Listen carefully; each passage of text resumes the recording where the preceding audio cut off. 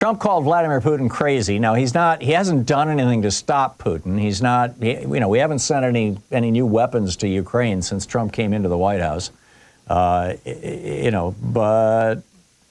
So anyhow, Dmitry Peskov, the spokesperson for the Kremlin, said that Putin is, quote, taking decisions that are necessary to ensure the security of our country. We are really grateful to the Americans and to President Trump personally for their assistance.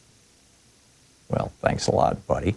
He says, of course, at the same time, this is a very crucial moment, which is associated, of course, with the emotional overload of everyone, absolutely, and with emotional reactions. So what is he talking about here? Well, over the weekend, Russia launched the largest drone attack on Ukraine since the war began, back in February 2022.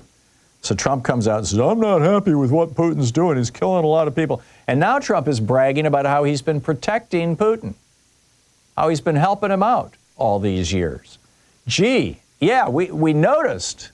But at least, Trump finally said it out loud, and now all across the country, people are going, and particularly, op-ed commentators and whatnot are going, what? Seriously? You've been protecting Putin, and you knew it, and you're bragging about it?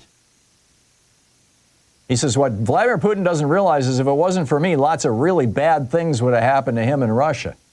Really? If it wasn't for you? This is nuts. Meanwhile, Russia says the peace deal is dead. The Russian press said that, quote, Trump's peace deal is dying a slow death. And Dmitry Medvedev, who took turns with Putin being president, went to X and just made fun of the Allied buffer zones. He showed almost the entire country covered with a Russian-controlled buffer zone and said, okay, this is our map. Ukraine gets a few hundred miles along the Polish border, and that's it. The rest of the country goes to Russia. Medvedev is now the deputy chair of the Security Council of the Russian Federation. So this guy's no slouch.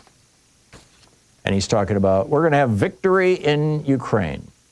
The New York Times is reporting that this major tax cheat, this guy was convicted of major tax crimes. He had to pay back millions of dollars in restitution and was going to serve 18 months in prison. Was pardoned by Donald Trump last week, and everybody was kind of scratching their head. What's going on with that? In fact, Trump posted a screed on his Nazi-infested social media site, claiming that the guy was the victim of political prosecution by Biden, which was very clearly not the case.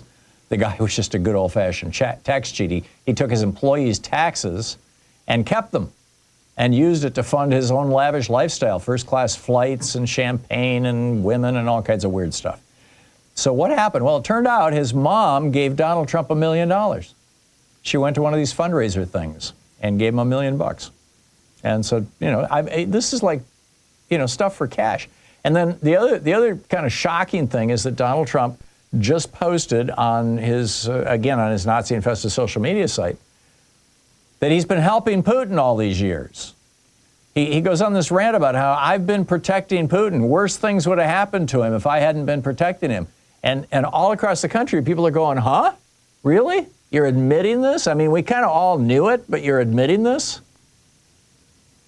I'm telling you, Trump, for a long, long time, people were like, oh, Putin owns Trump. Trump is afraid of Putin. Trump is, hoping he'll get that $1 billion Trump Tower Palace, whatever, in Moscow, et cetera. Maybe he's got a PP tape or something. I think it's that Trump wants to be Putin. Putin is his role model and his mentor.